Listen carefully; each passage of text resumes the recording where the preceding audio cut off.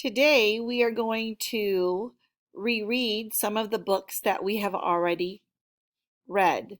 So you can pick a book or pick any book and read it, retell it, tell it to your parent or to a classmate. And we are also going to work on sharing, talking and sharing our thinking. So one of the things that this poster talks about, Turn and Talk, says turn your body toward your partner. Look at your partner. Use a soft indoor voice. Take a turn telling your thinking.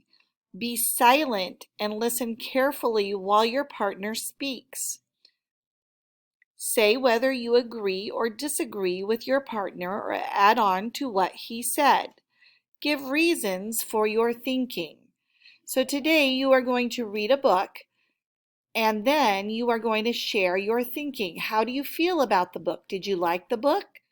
Was it interesting? What part was your favorite part?